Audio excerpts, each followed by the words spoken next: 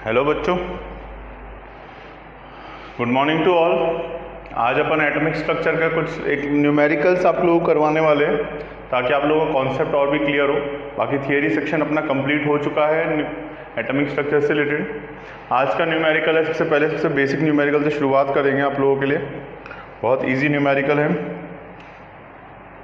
Question number 2.21, ठीक है। आप लोगों को निकालना है calculate the wavelength of electron moving with the velocity this. ठीक है, आप लोगों को वेलोसिटी निकालनी है और वेलोसिटी देकर वेवलेंथ निकालनी है। सिंपल सा क्वेश्चन है, बहुत ही बेसिक क्वेश्चन है। इस तरह क्वेश्चन कराए हैं अपन को पता है। देखो आपको दे रखी है वेलोसिटी, दे रखी है 2.05 × 10⁻⁷ मीटर पर सेकंड की आप लोगों को वेलोसिटी दे रखी है क्वेश्चन के अंदर। क्या 2.05 × 10⁻⁷ मीटर पर सेकंड की आप लोगों को वेलोसिटी ऑलरेडी क्वेश्चन के अंदर गिवन है। अब देखो आगे क्या बोलता है, अपन को ये निकालनी है, वेवलेंथ निकालनी है। लैम्डा इक्वल्स टू क्या होता था, h/md। ठीक है, h की वैल्यू क्या होती थी 6.62 × 10⁻⁻34। मास ऑफ इलेक्ट्रॉन 9.1 × 10⁻⁻31 और v is the velocity. Velocity कितनी हो जाएगी आप लोगों का 2.05 × 10⁻⁷। इसको सॉल्व कर लोगे तो वेवलेंथ की जो वैल्यू आएगी आप लोगों को क्या आ रही है, लैम्डा इज इक्वल टू हो जाएगा 3.54 × 10⁻⁻11 मीटर। नोट कर लो, बेसिक फॉर्मूला बेस्ड न्यूमेरिकल, बहुत ही इजी न्यूमेरिकल है, फटाफट से हो भी गया। ये बहुत ही बेसिक न्यूमेरिकल था। नोट किया बच्चों, ठीक है। एक्सरसाइज का क्वेश्चन नंबर 2.21, ये बेसिक कुछ तो इस तरह का न्यूमेरिकल 1 मार्क के क्वेश्चन में बहुत इजीली पूछा सकता है। कैलकुलेशन इस बहुत इजी है, कैलकुलेशन आप लोगों को सॉल्व करना सीखना पड़ेगा, ठीक है। ओके, अब आगे की एक न्यूमेरिकल की बात की जाए। आगे ध्यान दीजिए बच्चों,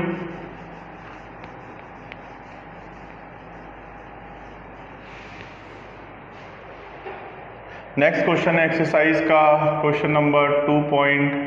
अब थोड़ा धीरे धीरे लेवल अब बढ़ाने वाले हैं। 2.19, द इलेक्ट्रॉन ऑफ हाइड्रोजन। अब देखो En का जो रिलेशन होता है क्वेश्चन में दे रखा है, En का रिलेशन ऑलरेडी उनको पता है, -2.18 × 10⁻⁻18 Z²/n² होता है। तो Z के लिए ये वाला रिलेशन, Z की वैल्यू 1 होती है, ठीक है। ये होता है जूल पर एटम का रिलेशन, जूल पर एटम का रिलेशन होता है। जनरली अपन ऐसा मानते हैं कि वाला रिलेशन ये अपन ने बोर थियरी के अंदर दे रखा है और ये अपन को क्वेश्चन में गिवन है। माइनस का मतलब क्या होता है, एनर्जी स्टोर्ड रहती है। माइनस का मतलब क्या होता है, एनर्जी स्टोर्ड रहती है। माइनस का मतलब एनर्जी स्टोर्ड रहती है। Am I clear for this point? Okay.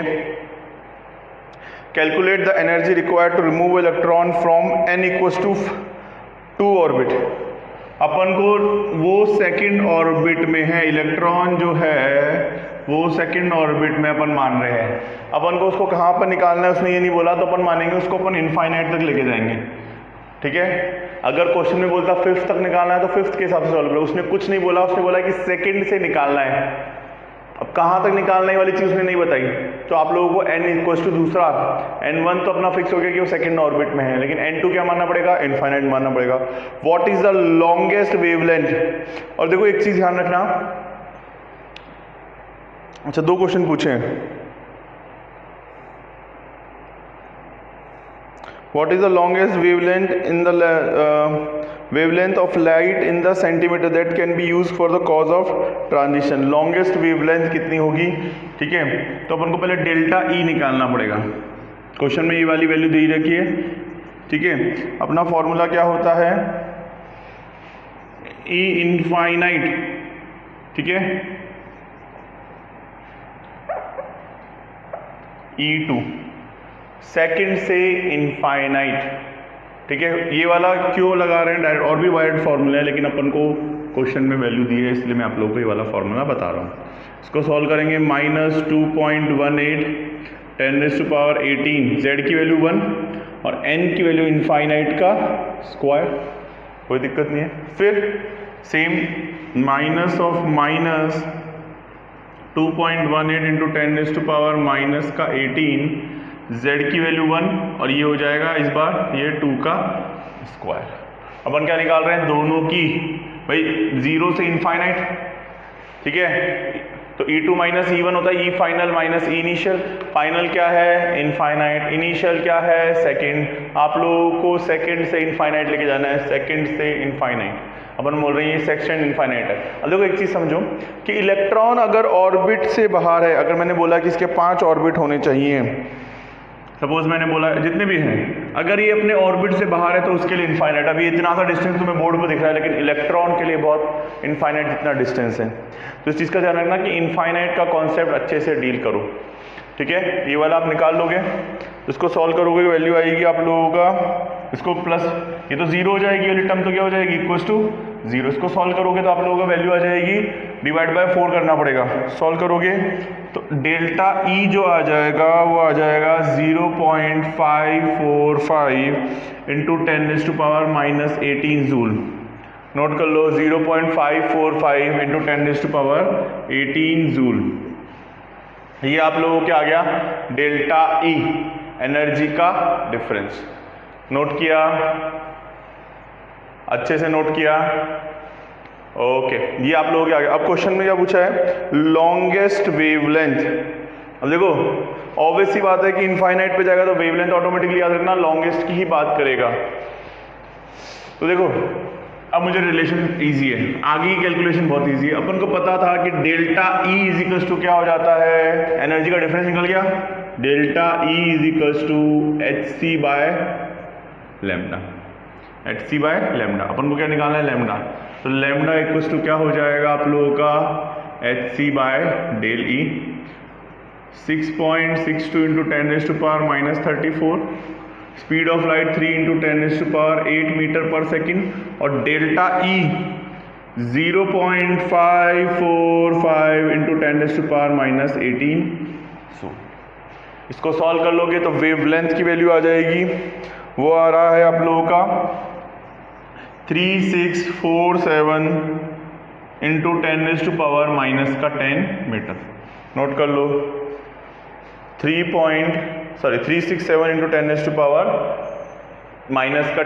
Metre. Note कर लो ये तुम्हारा। पहले अपन देखो अब ये वाला फॉर्मूला क्यों लगाया, डायरेक्ट लगा सकते थे, लैम्डा वाला क्वेश्चन रिलेशन भी है, लेकिन क्वेश्चन में दे रखा है तो आप लोगों को बोर्ड थियरी से इजीली सॉल्व करना है। और फिर उसके बाद अपन को पहले डेल्टा E निकाल लो, फिर उसके बाद बचा वो सॉल्व कर लो, सिंपल है। नेक्स्ट क्वेश्चन बहुत ही अच्छा क्वेश्चन है, थोड़ा लेंथी भी है तो ध्यान से ध्यान देना, कोई डाउट हो तो पूछना। इसे रब कर रहा हूँ, कुछ वैरायटी ऑफ क्वेश्चन इसलिए करा रहा हूँ बेटा आप लोगों की थोड़ी प्रैक्टिस बनी रहे, न्यूमेरिकल सेक्शन पे अच्छे से काम करना है।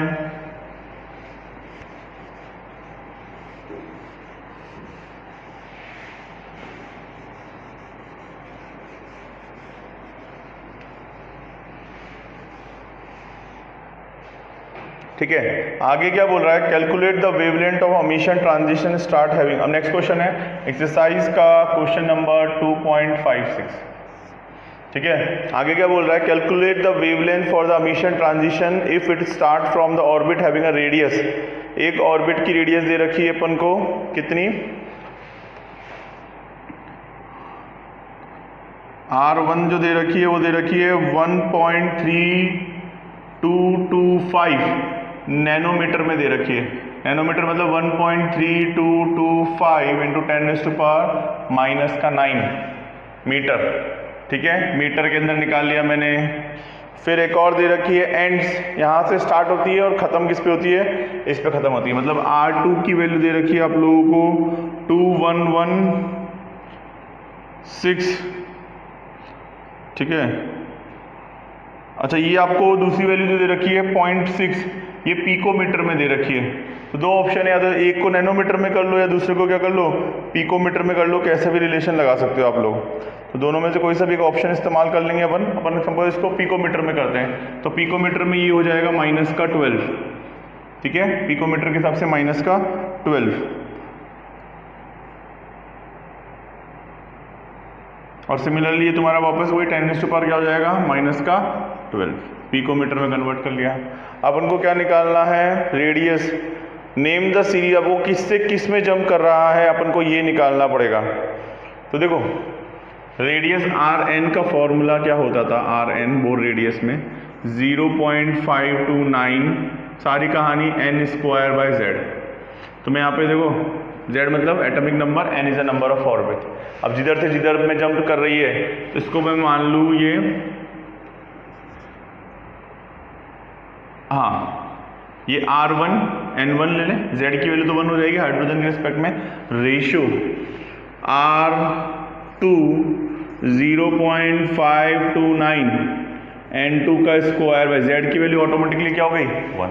देखो ये टर्म्स कैंसिल हो रही है, इसका मतलब क्या रिलेशन आ गया, R1 upon R2 is equals to N1 का स्क्वायर अपॉन N2 का स्क्वायर, N1 का स्क्वायर अपॉन N2 का स्क्वायर। ये वाली बात क्लियर है, N1 का स्क्वायर अपॉन N2 का square. I hope this point is clear for all of you. अब आगे के देखो क्वेश्चन क्या बोल रहा है। अब यहाँ पे देखो N1 N2 की वैल्यू कैसे निकालेंगे, रेडियस का रिलेशन आपको दे रखा है N1 N2। तो देखो यहाँ पे वैल्यू लिखूँ R1 की वैल्यू लिख रहा हूँ और R2 की मुझे N1 N2 निकालना है। तो आ रहा है 13235 इंटू 10 पावर माइनस का 12, 211.6 इंटू 10 पावर माइनस का 12, N1 का स्क्वायर N2 का स्क्वायर। ठीक है, आप लोग सॉल्व करोगे इसको सॉल्व कर लेना, ये आ जाएगा N1 का स्क्वायर अपॉन N2 का स्क्वायर। इसको सॉल्व करेंगे तो ये आ जाएगा 25/4। इसको लेके सॉल्व करेंगे, रूट लेंगे, स्क्वायर हटाएंगे तो रूट लेंगे, तो N1 अपॉन N2 की वैल्यू आ जाएगी 5/2। ठीक है, मतलब N1 की वैल्यू 5th से सेकंड में जंप कर रहा है। कौन से में जंप कर रहा है, 5th से सेकंड में जंप कर रहा है, नहीं सॉरी सेकंड से 5th में जंप कर रहा है, लेकिन higher to lower n final minus initial 5th से सेकंड में जंप कर रहा है, बराबर है। N1 और N2 की वैल्यू आ गई अपन लोगों को, बस प्रॉब्लम सॉल्व। अपन को क्या पूछा है, ये तुम्हारा आ गया। अच्छा सेकंड में जंप कर रहा है, इसका मतलब कौन सी सीरीज की बात उसने पूछा है, नेम द सीरीज। अब देखो जब भी बामर सीरीज में जंप करता है, लाइमन सीरीज में N1 की वैल्यू 1 होती है। अपन ने उल्टा लिखा, क्या थोड़ा सा उल्टा हुआ, अपन को ये रिलेशन को उल्टा इस्तेमाल करना पड़ेगा, मतलब R2/R1 करना पड़ेगा। ठीक है, R2 बाय, इसको अपन को पूरे रिएक्शन में अपन को इसको 2 मान लेते हैं और इसको मान लेते हैं 1, 2 1 2 2। कंफ्यूज मत हो जाना, इसमें कोई प्रॉब्लम नहीं है, क्वेश्चन के हिसाब से तुम लोग इसमें कर सकते हो। रेशियो तो वही रहने वाला है, 2 1 2 1। ठीक है, ये वाली बात क्लियर है, इस हिसाब से सॉल्व कर लेंगे। अब अपना क्या निकालना है, आगे आपको निकालना है इसके अंदर वेव लेंथ निकालना है, लैम्डा। तो देखो nu bar is equals to 1/λ 109 या 1.09 × 10⁻⁷। ठीक है, वो किस से किस में जंप कर रहा है, तो मैं क्या लिख लेंगे सेकंड में। ठीक है, 1 माइनस फाइनल माइनस इनिशियल का स्क्वायर कर दो, कोई दिक्कत नहीं। इसको सॉल्व कर लोगे, nu bar is equals to 1/λ। ठीक है, इसको सॉल्व करोगे पूरे सेक्शन को, एलसीएम ले लेना भाई। देखो ऐसा कुछ नहीं है, इसको सॉल्व भी कर सकते हैं, 10⁻⁷ और ये हो जाएगा माइनस का 21 4 × 25। पहले सेक्शन को सॉल्व किया, एलसीएम ले लिया, सब्ट्रैक्ट भी कर दिया मैंने। ठीक है, तो new bar is equals to आप लोगों क्या आ रहा है वैल्यू, ये आ रहा है न्यू बार, ये आ रहा है 2.303 × 10⁻⁶ मीटर इनवर्स। आपको लैम्डा निकालना है, तो लैम्डा इक्वल्स टू क्या हो जाएगा 1/न्यू बार, तो 1/2.303 मल्टीप्लाई बाय 10⁻⁶, तो आंसर आ जाएगा 0.434 × 10⁻⁻⁶ मीटर। नोट कर लो 0.434 इंटू 10⁻⁻6, ठीक है। ये भी एक अच्छा न्यूमेरिकल है, दोनों का रेडियस का रिलेशन दे रखा है, बोर रेडियस का, आप लोगों को रिलेशन इस्तेमाल करना है और डायरेक्टली वैल्यूज को रखना है। बहुत ही सिंपल न्यूमेरिकल है, एग्जाम के पॉइंट ऑफ व्यू से इम्पॉर्टेंट है, आप इजीली सॉल्व कर सकते हो। क्लियर है? I hope this point is clear for all of you, ठीक है। तो अपना एटॉमिक स्ट्रक्चर खत्म हुआ है, मैंने लास्ट में बोला था ये लास्ट लेक्चर है, तुम लोगों को पढ़ाने का पर्पस है कुछ न्यूमेरिकल्स तुम लोगों की प्रैक्टिस हो जाए, इसलिए एक एक्स्ट्रा वीडियो तुम लोगों के न्यूमेरिकल के पॉइंट ऑफ व्यू से बनाया है, ठीक है। तो आपको किसी भी तरह का डाउट हो you can ask me in the class, ठीक है। आज के लिए इतना ही बहुत है बच्चों, thank you, all the best, bye bye, take care.